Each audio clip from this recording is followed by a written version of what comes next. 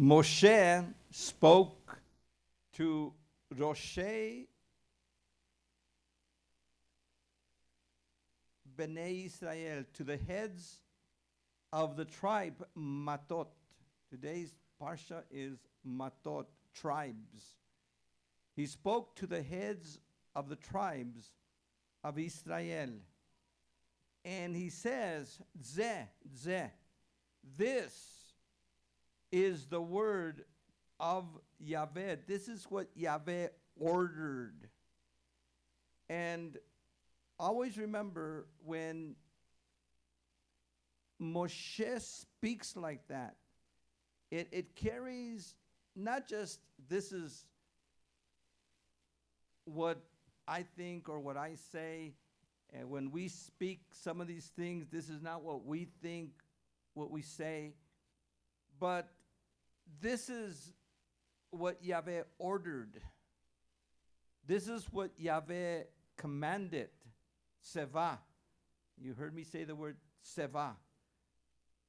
His commandment, his orders. These are Yahweh's orders.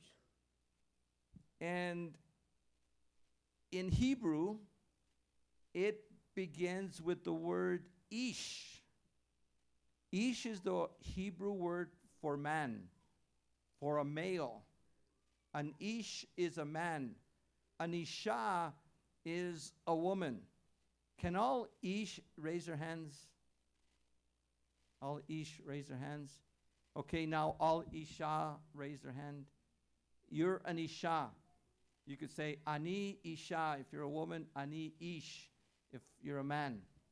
So every man, it goes on to say, if a man, ish ki. Now, in English, it usually says, if a man makes a vow to Yahweh. But in Hebrew, every time that Hebrew wants to emphasize something, like when Adonai says to Adam, if you eat of it, you will die. Well, that's what the English says, but that's not what the Hebrew says. The Hebrew says, if you eat of this, in dying you will die. Over here, it says, if a man, again, in English, makes a vow.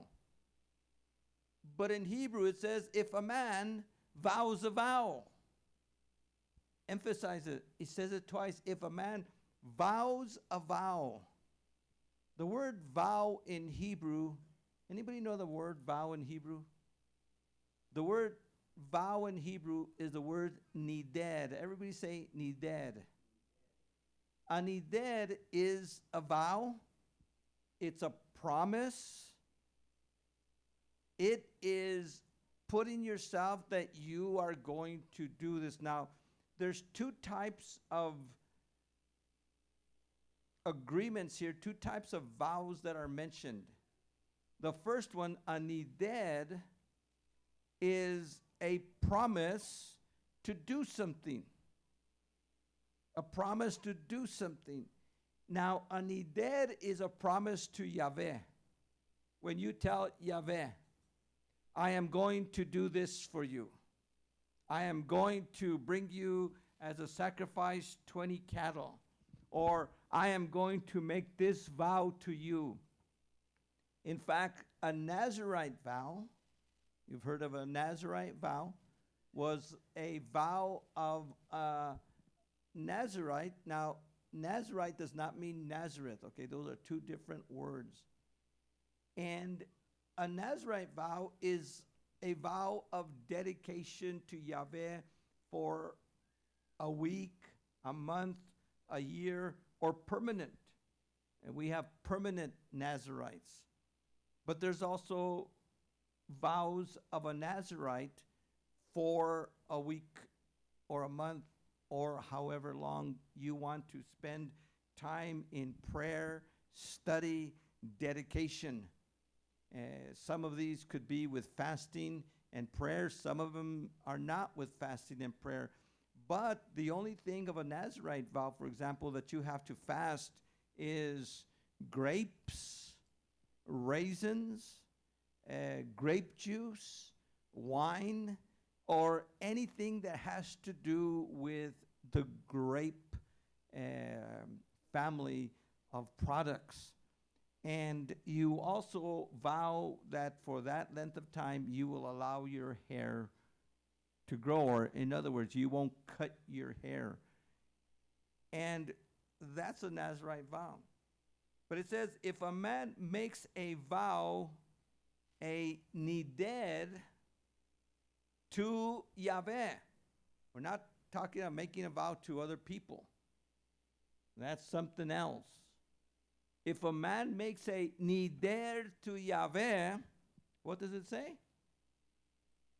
Or takes a, my translation says, formal pledge under oath. Formal pledge under oath. Again, the Hebrew here does a double. Chashava shvu'ah. If a man oaths an oath, pledges a pledge. Now it says formal there in my translation. I don't know what some of the other English translations say. But one of the things that we have here, the Greek word, by the way, is the word anathema. The word anathema is to make a oath of a curse, to make a curse. Some of the translations might say, who swears an oath, who swears an oath. Have you heard the word swearing? Now, what's interesting, the word swearing, making a formal pledge, doesn't cut it. This is actually putting yourself under a curse if you do it or don't do it. I will put myself under a curse if I do it. If I don't do it, what I decide to do, I am under a curse. Now, if you go to the book of Acts, chapter 23:12, we have some men that starved themselves to death.